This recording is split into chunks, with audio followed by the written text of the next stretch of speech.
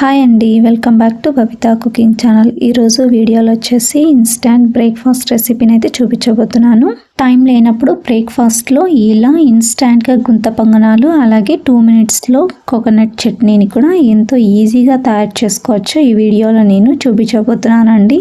నేను చెప్పినట్టుగా కనుక చేస్తే హెల్తీ బ్రేక్ఫాస్ట్ అలాగే టేస్టీగా ఎమ్మీగా గుంత పొంగనాలు చేసుకోవచ్చండి. ఎప్పుడైనా సరే ఇడ్లీ పిండి దోశ పిండి లేనప్పుడు ఇలా ఇన్స్టెంట్గా గుంత పొంగనాలని చేసుకోవచ్చండి. టైం లేకున్నప్పుడు కూడా 20 to 15 మినిట్స్లో మనకు పొంగనాలు అనేవి రెడీ అయిపోతాయండి. మరి ఇక లేట్ చేయకుండా ఈ గుంత పొంగనాల కోసం ముందుగా ఒక మిక్సింగ్ బౌల్ని తీసుకోండి. అందులోకి 1 కప్పు చిన్న రవ్వను తీసుకోండి. అంటే ఉప్మా చేసుకునే బొంబాయి రవ్వ అండి. 1 కప్పు దాకా వేసుకోండి. అదే కప్పుతో 1/2 కప్పు దాకా పుల్లటి పెరుగును వేసుకోండి. అదే కప్పుతో 1/2 కప్పు దాకా నీళ్లను వేసుకోండి. 1/2 టీ స్పూన్ దాకా వంట సోడాని వేసుకోండి. ఇప్పుడు రుచికి సరిపడంత ఉప్పును వేసుకోండి. ఇప్పుడు వీటన్నిటిని బాగా కలపండి. ఇలా వేసుకున్న వాటన్నిటిని కూడా ఒకసారి ఇలా బాగా కలుపుకున్న తర్వాత ఇప్పుడు కన్సిస్టెన్సీని అడ్జస్ట్ చేసుకుంటూ కొద్దిగా నీళ్లను వేసుకోండి. ఒకేసారి నీళ్లను వేసుకోకుండా కొద్దిగా నీళ్లను వేసుకోండి. ఇలా కొంచెం నీళ్లను వేసుకుంటే ఇక్కడ నేను చూపిస్తున్న విధంగా ఈ కన్సిస్టెన్సీలో వచ్చేటట్టు నీళ్లను వేసుకొని బాగా కలపండి. ఎక్కడా కూడా ఉండలనేవి లేకోకుండా ఇలా బాగా కలపండి. ఇలా బాగా కలుపుకున్న తర్వాత ఇప్పుడు మూత పెట్టేసి ఒక 5 నిమిషాల పాటు పక్కన ఉంచుకోండి. ఆ లోపల మనము పక్కన స్టవ్ మీద ఒక ప్యాన్ ఉంచి అందులోకి 1 టేబుల్ స్పూన్ దాకా ఆయిల్ని వేసుకోండి. ఆయిల్ కాస్త వేడెక్కిన తర్వాత 1 టీ స్పూన్ జీలకర్ర ఆవాల్ని వేసుకోండి. అలాగే 2 ఎండుమిరపకాయలని కూడా వేసుకోండి. ఇందులోకి 2 టేబుల్ స్పూన్ల దాకా కరివేపాకుని ఇలా చిన్న పీసెస్గా కట్ చేసి వేసుకోండి. ఇలా కరివేపాకుని ముక్కలుగా కట్ చేసి వేసుకోవడం వల్ల మనం గుంత పొంగనాల్లో తినేటప్పుడు నోటికి తగలకుండా ఉంటాయండి.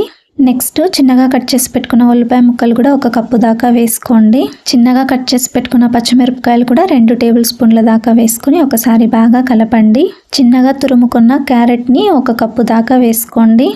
వీటన్నిటినీ కూడా ఇలా కలుపుకుంటూ స్టవ్ని మీడియం ఫ్లేమ్లోనే ఉంచుకొని 2 లేదా 3 నిమిషాల పాటు వీటిని ఫ్రై చేసుకోండి. మరీ ఎక్కువగా సాఫ్ట్ అవ్వాల్సిన అవసరం లేదండి. మరి గుంత పొంగనాల్లో మనము ఉడికించుకుంటాం కాబట్టి ఇలా 2 లేదా 3 నిమిషాల పాటు ఫ్రై చేసుకుంటే సరిపోతుందండి. 3 నిమిషాల తర్వాత స్టవ్ ఆఫ్ చేసుకోండి. 5 నిమిషాల తర్వాత ఇందాక మనము కలిపి ఉంచుకున్న పిండిని తీసుకొని అందులోకి ఇందాక ఫ్రై చేసి పెట్టుకున్న క్యారెట్ ఉల్లిపాయ ముక్కల్ని అన్నిటినీ వేసుకోండి. మరీ వేడిగా ఉండేది కాకుండా గోరువెచ్చగా ఉన్నప్పుడు వేసుకోండి.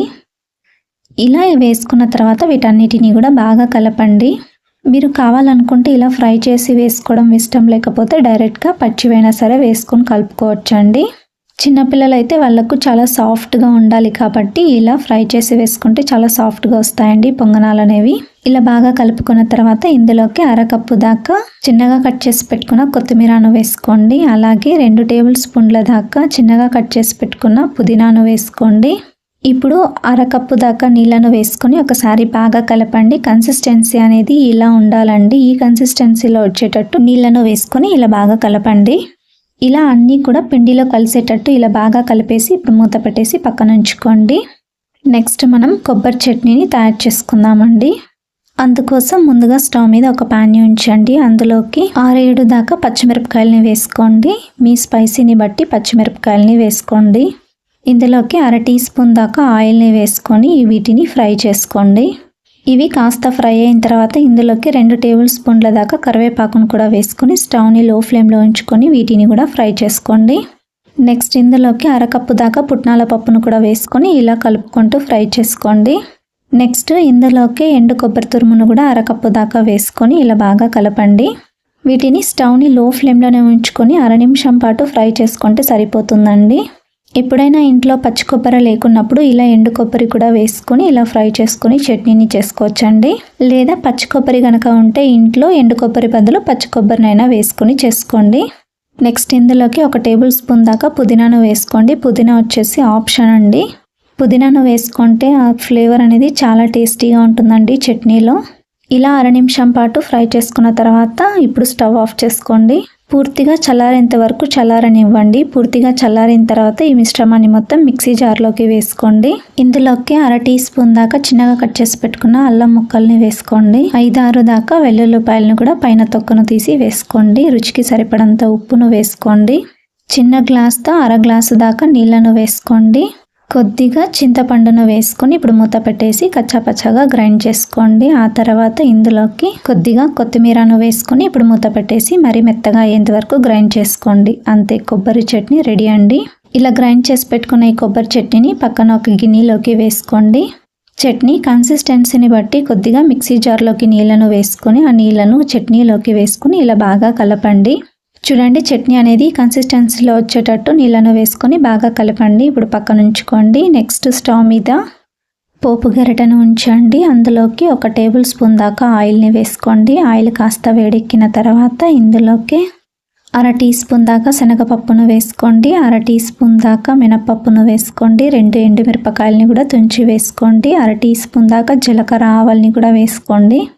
1 టేబుల్ స్పూన్ దాకా కరివేపాకును కూడా వేసుకొని ఇలా ఫ్రై చేసుకొని స్టవ్ ఆఫ్ చేసి ఆ పోపును మొత్తం చట్నీలోకి వేసుకోండి. అంతే, ఎండు కొబ్బరి చట్నీ రెడీ అండి. ఇప్పుడు ఈ చట్నీని పక్కన ఉంచుకోండి. ఇప్పుడు పొంగనాలని వేసుకుందామండి. అందుకోసము స్టవ్ మీద గుంత పొంగనాల పెనాన్ని ఉంచండి. పెనం కాస్త హీట్ ఎక్కిన తర్వాత అందులోకి ఆయిల్ని అప్లై చేసుకోండి. ఇలా అన్నిటిలో కూడా ఆయిల్ని వేసుకొని ఆయిల్ని బాగా హీట్ చేసుకోండి. ఇలా అన్నిటిలో కూడా ఆయిల్ని వేసుకొని ఇలా అప్లై చేసుకొని హీట్ అవ్వనివ్వండి.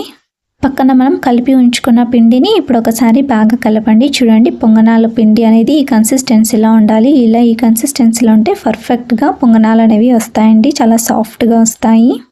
ఇప్పుడు స్టవ్ని మీడియం ఫ్లేమ్లో ఉంచుకొని ఆయిల్ మొత్తం హీట్ ఎక్కిన తర్వాత ఇందులోకి 1 టేబుల్ స్పూన్ దాకా అన్నిటిలోకి కూడా గుంత పొంగనాల పిండిని వేసుకోండి. ఇలా అన్నిటిలోకి వేసుకున్న తర్వాత స్టవ్ని మీడియం ఫ్లేమ్లో ఉంచి మూత పెట్టేసి 2 నిమిషాల పాటు ఉడికించండి. 2 నిమిషాల తర్వాత ఇప్పుడు మూత తీసేసి రెండో పక్కకు ఫ్లిప్ చేసుకోండి.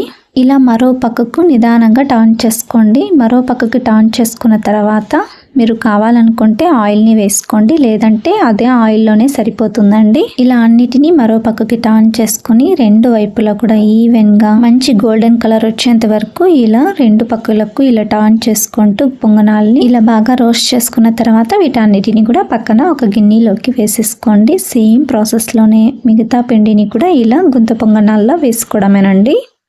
ఇలానే స్టవ్ని మీడియం ఫ్లేమ్లోనే ఉంచుకొని ఇలా 2 వైపులా కూడా క్రిస్పీగా అయ్యేంత వరకు కూడా వేయించుకోండి. ఇలా గుంత పొంగనాలు అనేవి క్రిస్పీగా 2 వైపులా కూడా మంచి గోల్డెన్ కలర్లోకి వచ్చేంత వరకు ఫ్రై చేసుకున్న తర్వాత వీటన్నిటిని కూడా ఒక సర్వింగ్ ప్లేట్ తీసుకొని సర్వ్ చేసుకోండి. ఈ గుంత పొంగనాల్లోకి కాంబినేషన్గా చట్నీని చేసుకున్నాం కదండి, ఆ చట్నీ వేసుకొని సర్వ్ చేసుకోండి. అంతే, చూడండి ఎంత సాఫ్ట్గా వచ్చినాయో గుంత పొంగనాలు అనేవి. చాలా సాఫ్ట్గా వచ్చాయండి, చాలా టేస్టీగా కూడా ఉంటాయి. చాలా టైం సేవింగ్ రెసిపీ అండి. ఆయిల్ కూడా ఎక్కువగా వేసుకోకుండా ఇలా షాలో ఫ్రై చేసుకొని మనం గుంత పొంగనాల్ని ఇన్స్టాంట్గా బ్రేక్ఫాస్ట్లో తయారు చేసుకొని తీసుకోవచ్చండి. చాలా అంటే చాలా టేస్టీగా ఉంటాయి. తప్పకుండా మీరు కూడా ఇంట్లో ట్రై చేయండి. అలాగే మీకు ఎలా వచ్చాయో కింద కామెంట్ సెక్షన్లో కామెంట్ చేయండి. అలాగే లైక్ చేయండి, షేర్ చేయండి, సబ్స్క్రైబ్ చేయండి. Thank you for watching video.